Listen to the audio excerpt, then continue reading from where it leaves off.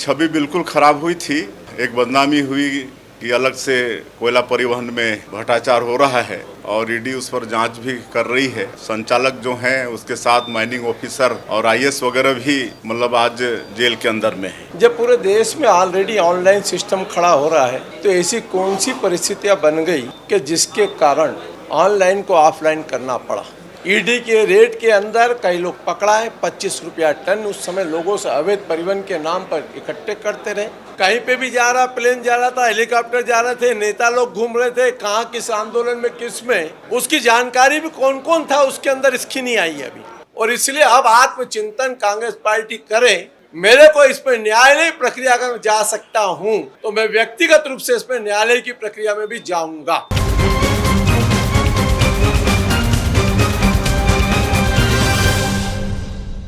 दो 2020 के पहले खनिज विभाग द्वारा खनिज परिवहन की ऑनलाइन परमिशन दी जाती थी। छत्तीसगढ़ में कांग्रेस की सरकार बनने के उपरांत ऑनलाइन परमिशन को ख़त्म कर ऑफलाइन कर दिया गया था। खनिज विभाग के अधिकारी लोग परमिशन देते थे। जब पूरे देश में ऑलरेडी ऑनलाइन सिस्टम खड़ा हो रहा है तो ऐसी कौन सी परिस्थितियां बन गई कि जिसके कारण ऑनलाइन को ऑफलाइन करना पड़ा। किस व्यक्ति के आदेश पर ऑफलाइन किया गया तो बताया गया कि उस समय के संचालक विश्नोई जी थे आईएएस, उनके उसमें किया। उस समय की जो परिस्थितियां जिनके कारण ऑफलाइन किया गया, पूरे देश में खनिज घोटाला चर्चा का विषय बन गया। ईडी के रेड के अंदर कई लोग पकड़ाए, 25 रुपया टन उस समय लोगों से अवैध परिवहन के नाम पर इकट्ठे करते रहे। और यही मैंने माननीय मुख्यमंत्री जी से कहा कि क्या वह डायरेक्टर जिसने उसको ऑफलाइन करने का आदेश दिया वो सक्षम अधिकारी था क्या। उस समय के भार साधक मंत्री कौन थे, किसके पास विभाग था। और 3 साल तक लगातार उसमें जब इस प्रकार का भ्रष्टाचार चलता रहा और ईडी ने उसको संज्ञान में लेकर कई वरिष्ठ लोगों को जेल में डाला, उनके यहाँ करोड़ों की संपत्ति पकड़ाई। और जब राज्य सरकार को ईडी ने लिख करके भेजा, उसके बाद में उन अधिकारियों के खिलाफ में कार्रवाई क्यों नहीं की गई। इन सब की बात को संज्ञान को लेकर के माननीय मुख्यमंत्री ने ईओडब्ल्यू से उसकी जांच कराने की घोषणा,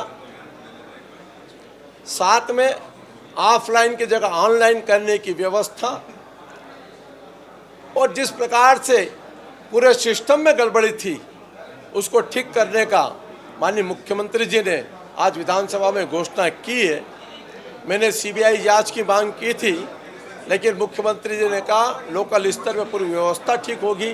मैं मुख्यमंत्री प्रति आभार व्यक्त करता हूं।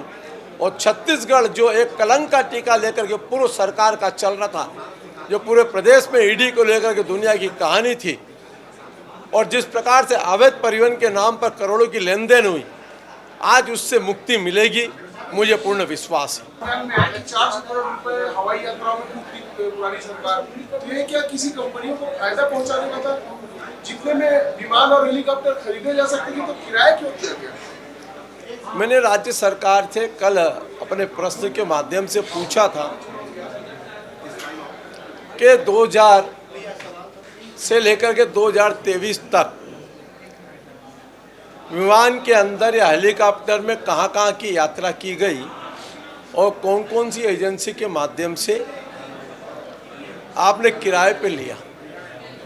सामान्य रूप से कहीं पे भी जा रहा, प्लेन जा रहा था, हेलीकॉप्टर जा रहे थे, नेता लोग घूम रहे थे, कहाँ किस आंदोलन में किस में, उसकी जानकारी भी कौन कौन था उसके अंदर इसकी नहीं आई अभी कि उसका उपयोग किस किस ने किया। अगले प्रश्न में यह बात भी आएगी कि उस यात्रा में कौन कौन मंत्री या कौन सांसद या कौन लोग थे, ये जानकारी भी हाउस में आएगी तब मैं बताऊंगा। क्योंकि जितने में अगर हेलीकॉप्टर एक प्लेन खरीद सकते हैं उतना खाली किराया दिया।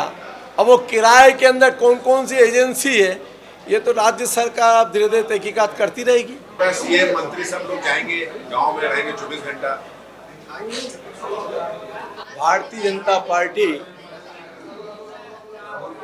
छत्तीसगढ़ प्रदेश के समस्त नेतागण पंच से लेकर के सांसद तक, मंत्री से लेकर मुख्यमंत्री तक व संगठन के पूरे लोग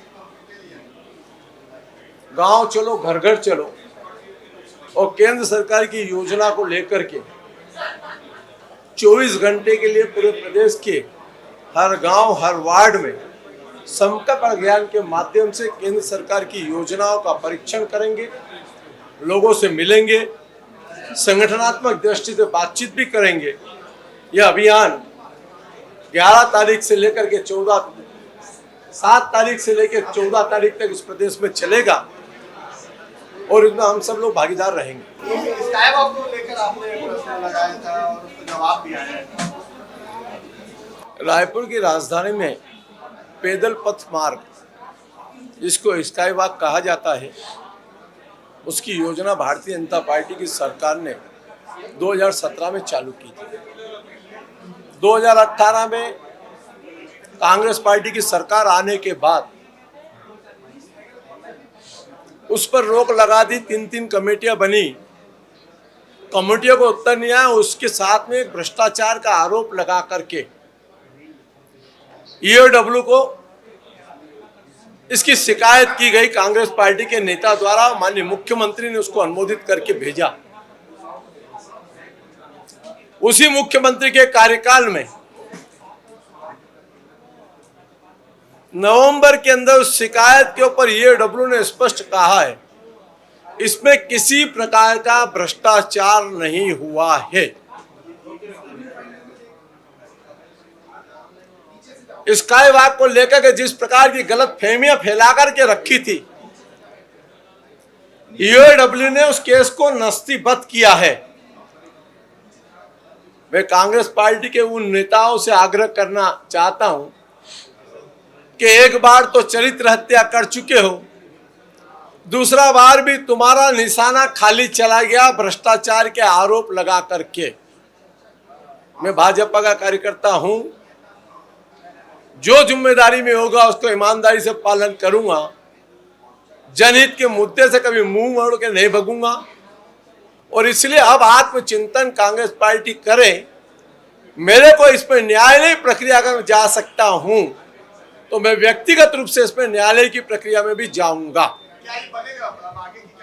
स्वाभाविक रूप से बनेगा, चर्चा करेंगे। माननीय मंत्री जी से बात हुई है, मुख्यमंत्री से बात करेंगे और रायपुर की जनता का हर काम होगा, इस बात को सुनिश्चित है। पिछली सरकार में खनिज विभाग द्वारा एक आदेश जारी हुआ था संचालक के द्वारा 15 जुलाई 2020 को, और इस आदेश के द्वारा ये व्यवस्था दी गई थी कि जिले के खनिज अमले द्वारा ई परमिट का भौतिक सत्यापन करने के बाद ही ई ट्रांजिट पास जारी किया जा सकेगा।